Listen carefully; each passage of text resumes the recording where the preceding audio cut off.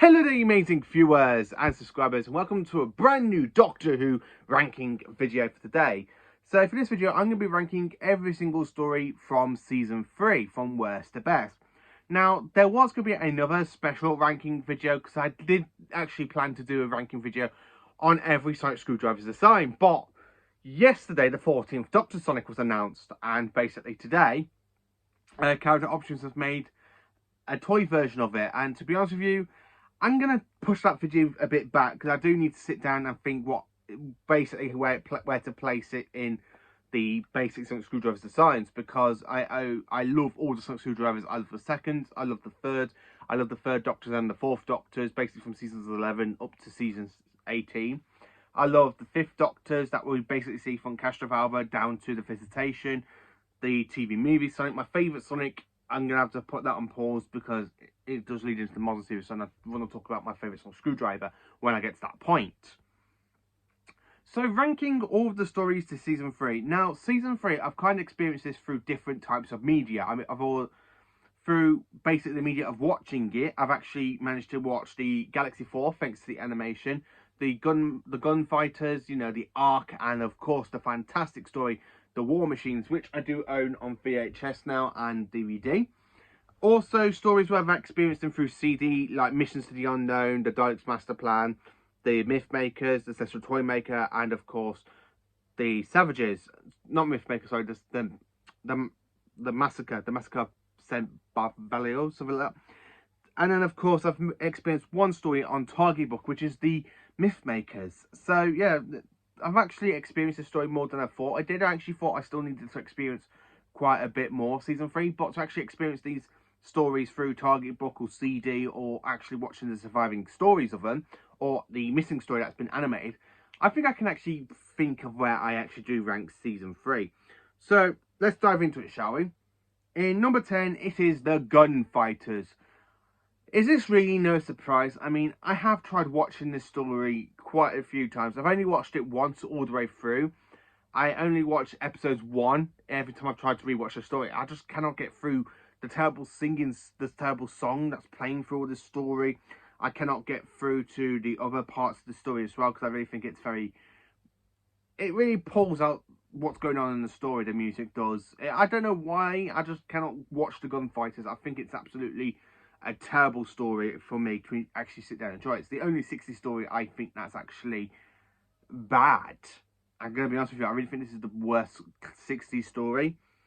So, next place, in number 9, it is the Ark. Yes, the Ark. What can I tell you about the Ark? Well, what can I tell you about the Ark? Well, I really do like the one-eye aliens that appears through this story. It's been a while since I watched the Ark.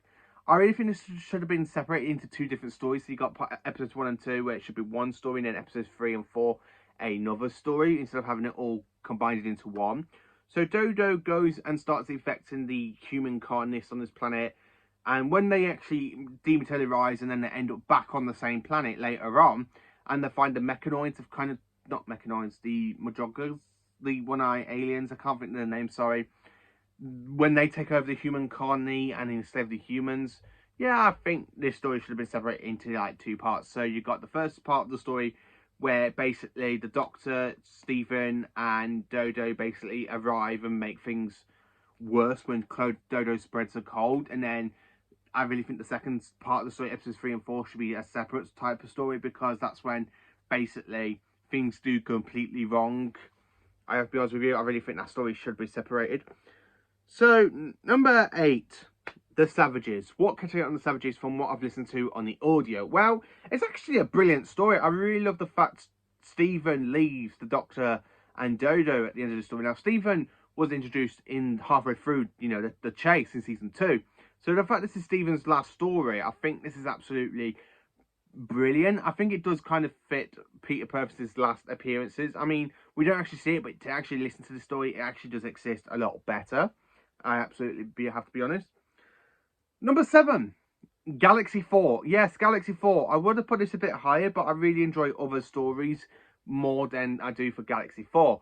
Yes, it has been animated. Yes, it has helped the story to exist and basically become part of Season 3 once again. To be honest with you, I really do like the Modrogans, the alien women people, and the fact they're at war with these little alien pods, the little Jumblies. The Jumblies, I think they're called. I really like the story. I think Hartnell gives us a great performance. Yes, the animation does help to experience this story, but the fact they actually can do the animation with the audio like they have done for other stories, I think it's just absolutely brilliant. Number 6, Mission to the Unknown. So I've had experiences through YouTube with the University School of Leeds, where they kind of refilmed this a couple of years ago. And listen to the audio as well. I think it's absolutely brilliant. It does set up the plot for the Daleks master plan. Mission to the Unknown, what can I tell you about it? Well, it's only one episode. It is the very first episode in Doctor Who history not to feature the TARDIS or the Doctor or any of the companions. It basically features Daleks, and it's just absolutely a brilliant story, and it does kind of set up the plot to the Daleks master plan, which I have listened to on audio. It's absolutely brilliant, so when I get to that point, you know where that is. So yeah, number 6, Mission to the Unknown. Number 5, it's got to be The Massacre. The Massacre, I really think it's an absolutely brilliant story. I really enjoyed this story. Hartnell plays 2 characters. He plays the Doctor and he does play somebody else as well. To actually listen to the audio of this missing story does help quite a bit. Number 4, The Mythmakers. Now, I kind of enjoy the story from the Target book. It really does set up the world of Troy, like the seeds of Troy, where the TARDIS basically materialises there. I love the fact that you got the whole historian playing out. You got the big, massive wooden horse there as well. And the fact Vicky leaves the TARDIS basically because she's fallen in love with this Troy person. I can't remember his name, sorry. It's been a while since I read the Target book. I really think it's absolutely brilliant. It does suit out Vicky a little bit better because some companions have worse departure stories, some companions have good departure stories, and some companions have kind of in the middle departure stories. And Vicky, I think, yeah, it just kind of makes sense that they land in this time period. She's from the future and she's falling in love with a man from the past. And I really think it does kind of set up really, really well. Number 3, The Celestial Toy Maker. My God. Now, I have recently re-listened to this audio and I've actually gone and watched episode 3, believe it or not. No, episode 4, sorry, that exists on the Lost in Time box set. I really love the way how Michael Gough just plays this Celestial Toy Maker. And the fact the Doctor basically tricks him by basically making the TARDIS dematerialise when he makes his last piece. And basically, when they ask, oh, they have defeated the Toy Maker, and the Doctor goes, no, Stephen. He will exist somewhere. I guarantee we will meet him again at some point. We're still waiting for that. But apparently he is back in the 60th anniversary of the Celestial Toy Maker. And it's a perfect time to go and revisit the story through the audio. I love the fact the Doctor's not really in episode 3 because Hartnell went on holiday while they were filming the story. He's in episode 1. He's in episode 2. I love the fact how it's basically on the audio you don't actually see it, but you get to hear the fact that the Doctor's basically gone invisible and they can't really see him until basically episode 4. I think that's kind of cool. I love the fact the Celestial Toy Maker is absolutely brilliant. If I could suggest one thing, I actually do think the Celestial Toy Maker is an actual Guardian, a bit like the Black Guardian and the White Guardian. That's how I actually think of the Celestial Toy Maker. Number 2.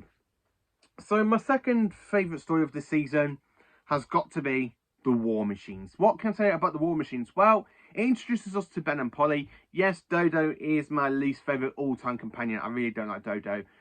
And the fact that she's in this season from basically the Massacre all the way up to the War Machines, she's not too bad in some stories. This story, I actually do kind of like her. In fact, that turned the Doctor basically joking at that the Doctor's put on the sign out of order. That sign we do see again in Series 10 with Peter Capaldi when he's literally at the university. I love the fact we had that callback to that sign.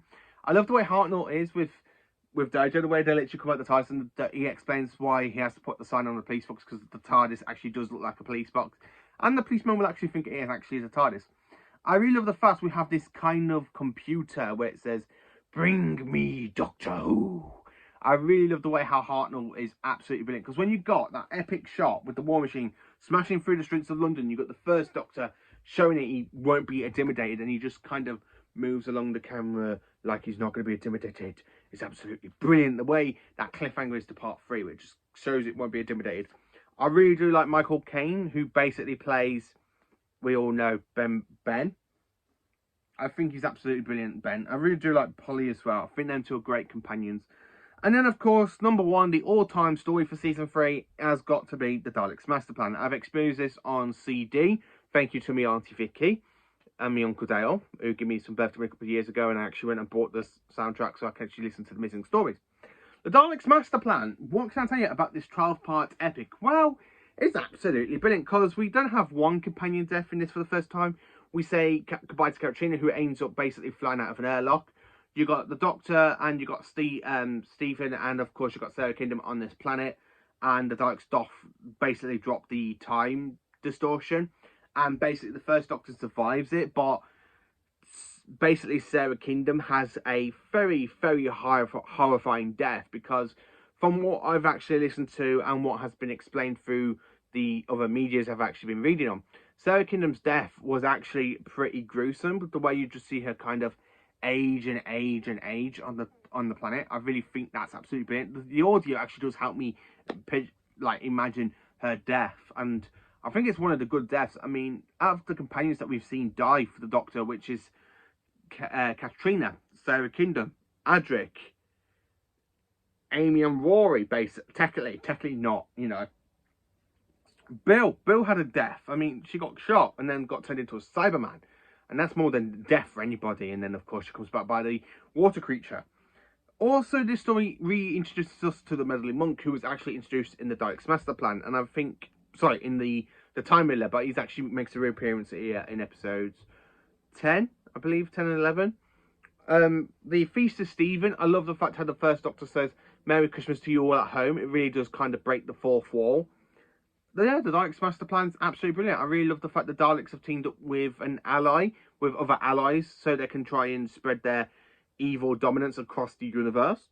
I really do enjoy the story, and the fact that Big Finish has kind of alternated the story into an alternate timeline, where the first Doctor, where the third Doctor, Katrina, and Stephen kind of meets the second, Jamie and Zoe. I really think that Big Finish audio is actually really good as well, because it does tie into the story really well.